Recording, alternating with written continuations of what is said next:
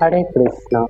আজ আমরা শ্রীমদ্ ভগবদ গীতার দ্বিতীয় অধ্যায় থেকে শ্রবণ করব। এই অধ্যায়ের চতুর্দশতম শ্লোক থেকে শ্রবণ করব। এই শ্লোকে ভগবান শ্রীকৃষ্ণ অর্জুনকে কি বলেছেন সেটি আমরা জানব।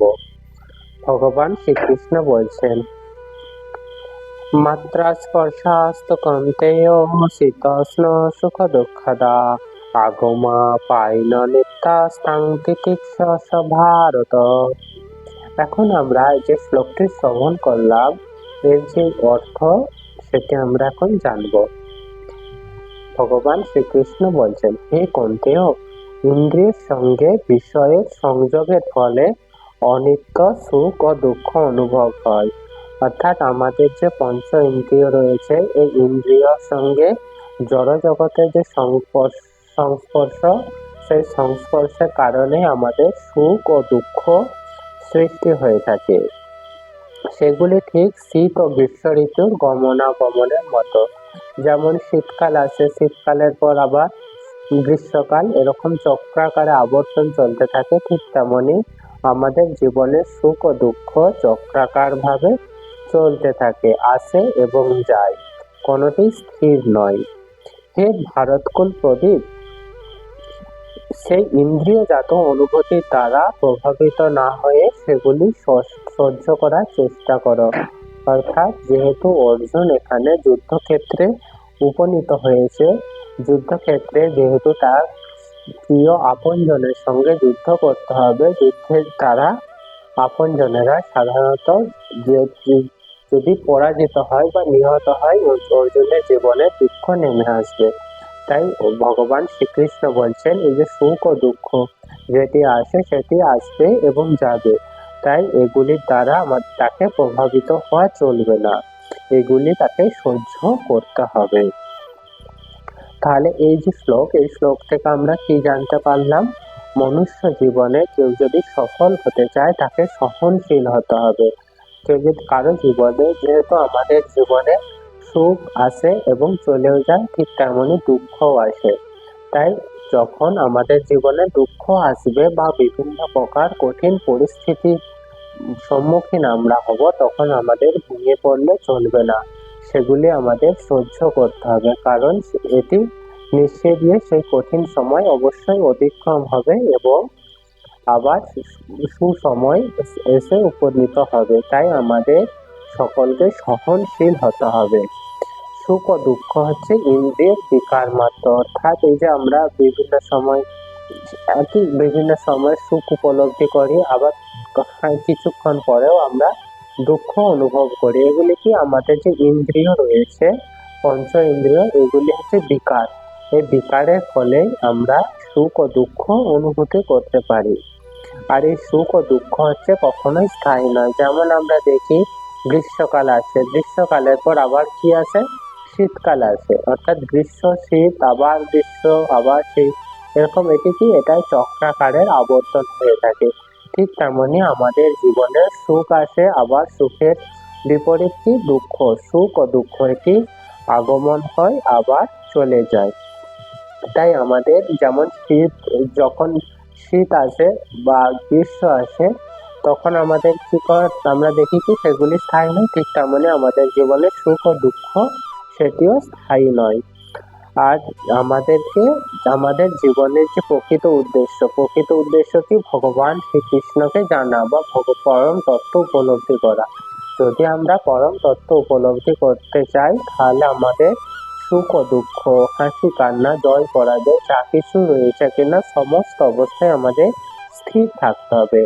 আর সমস্ত অবস্থায় যদি আমরা স্থির থাকি, তাহলে আমরা পরম সত্যকে আমরা জানতে পারবো।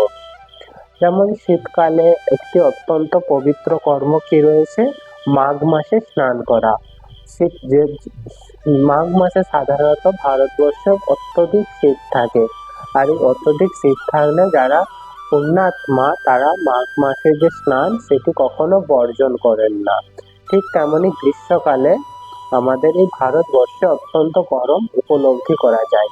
আর এই গ্রীষ্মকালেও যারা রন্ধন কর্মে নিয়োজিত থাকে, তারা কখনোই রন্ধন কার্য পরিত্যাগ করে না। অর্থাৎ শীতকালেও যেটি হচ্ছে অত্যন্ত কষ্টদায়ক বা বেদনামূলক কর্ম, এবং গ্রীষ্মকালেও যেটি অত্যন্ত কষ্টদায়ক কর্ম, সেগুলি আমাদেরকে অবশ্যই করতে হয়। অর্থাৎ আমরা বলতে পারি আমাদের কর্তব্য কর্ম যেটি আমাদের অবশ্যই করতে হয়।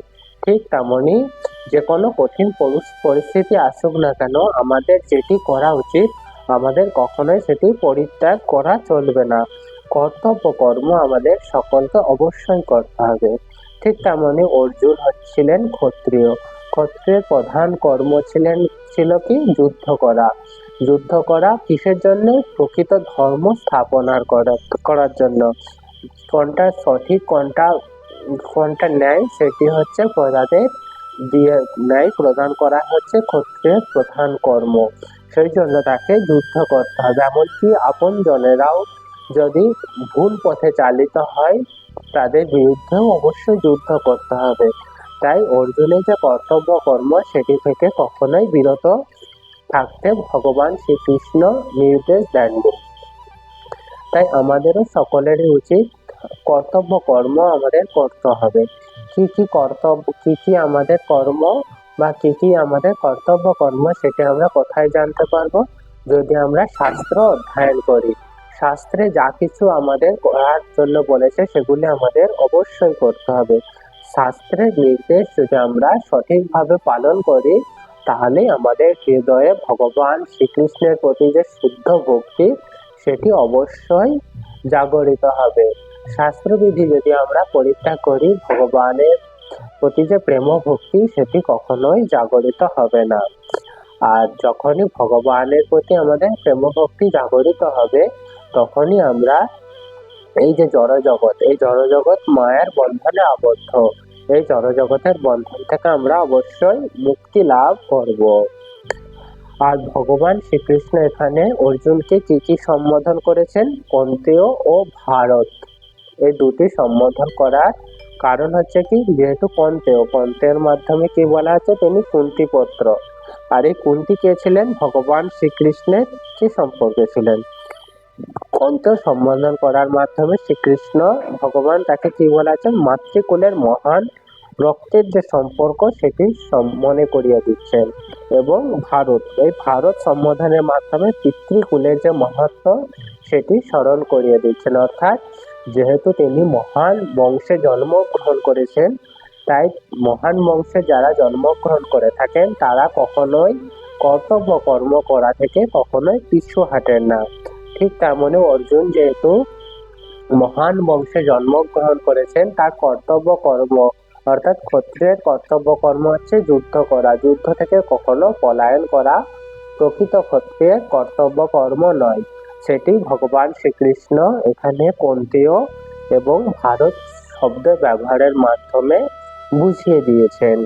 তাই ভগবান শ্রীকৃষ্ণ অর্জুনকে বলছেন অযুদ্ধ অবশ্যই তাকে করতে হবে। এখানে আজকের মতো বিশ্রাম। পরবর্তী দিন আমরা পরবর্তী শ্লোকের ব্যাখ্যা শ্রবণ করব। হরে কৃষ্ণ।